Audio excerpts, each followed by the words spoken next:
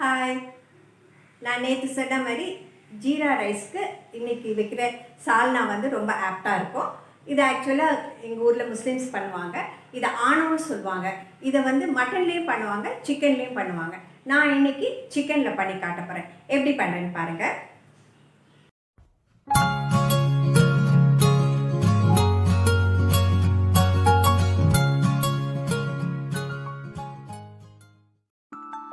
Chicken 300 grams, உருளைக்கிழங்கு 2, வெங்காயம் வெட்டி வச்சது 2, 1 டீஸ்பூன் இஞ்சி பூண்டு பேஸ்ட்டோட 4-5 பச்சை மிளகாய் சேர்த்து அரைச்சி வச்சுருக்கேன். அரைச்ச தேங்காய் 2 டேபிள் ஸ்பூன், மஞ்சத்தூள் 1/2 டீஸ்பூன்,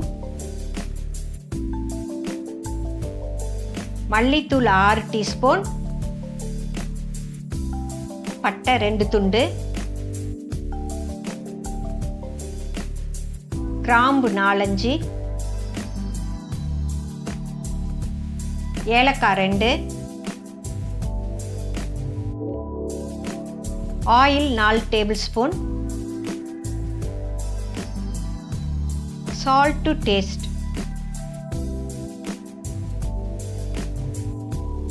இப்போது சால்னா செய்கிறதுக்கு பேனை வைக்கிறேன். வச்சு அது காயிட்டும்.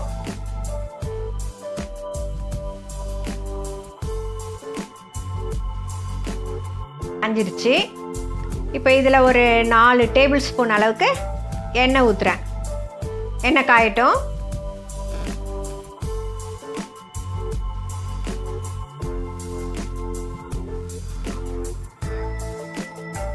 காஞ்சிருச்சு. இதில் ஒரு 2 பட்டை துண்டு, ஒரு 4-5 கிராம்பு, 2 ஏலக்காய் போட்டு அதை வெடிக்கிற வரைக்கும் விட்டுறலாம்.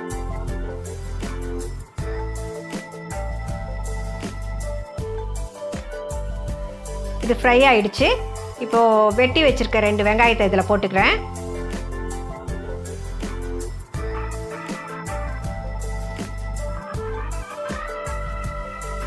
அதை நல்லா வதக்கி விட்டுக்கலாம்.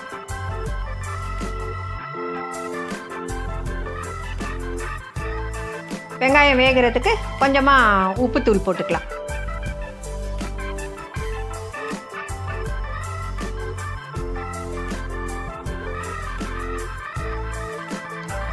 இப்போது வெங்காயம் நல்லா வதங்கிட்டு இருக்கு. இதில் ஒரு 4-5 பச்சை மிளகாவை நான் இஞ்சி பூண்டோட சேர்த்து அரைச்சி வச்சுருக்கேன். இதில் வேறு எந்த காரமும் இல்லை. அதனால் பச்சை மிளகாவுடைய காரம் தான் இதில் போட்டு வதக்கிக்க வேண்டியது தான்.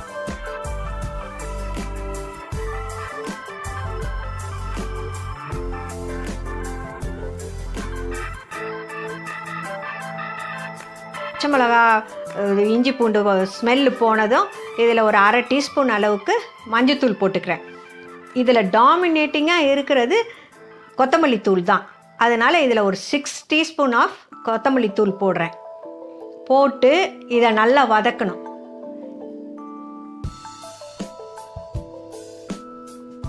இதில் நல்லா வதக்கிக்கிட்டு அதுக்கப்புறமா நம்ம இதில் கொஞ்சம் தண்ணி ஊற்றி அதையும் நல்லா மிக்ஸ் பண்ணி வதக்கணும்னா அம்மியில் அரைச்சி வச்ச மாதிரி இருக்கும் டேஸ்ட்.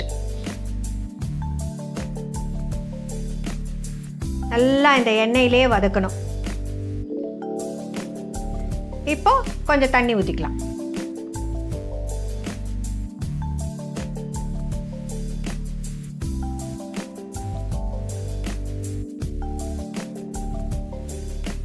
இதில் இன்னும் கொஞ்சம் தண்ணி ஊற்றுறேன். ஊற்றி இதை நல்லா வதக்கிக்கலாம்.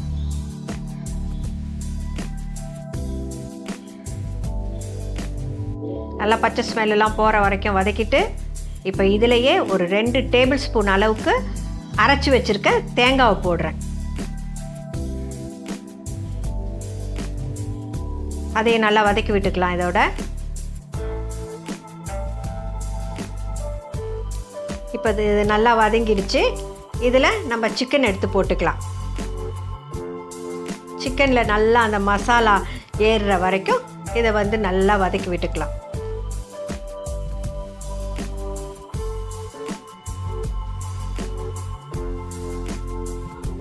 இப்போ இதுக்கு தேவையான அளவுக்கு நம்ம தண்ணி ஊற்றிக்கலாம்.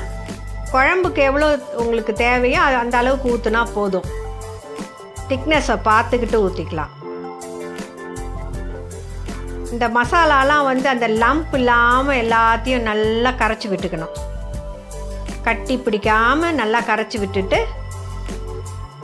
தேவைப்பட்ட அளவுக்கு தண்ணி திரும்ப ஊற்றிக்கலாம்.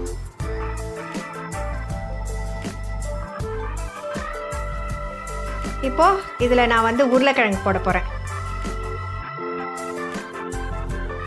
இப்போ இதை நல்லா கலக்கி விட்டுட்டு தேவையான அளவுக்கு உப்பு போட்டுக்கலாம்.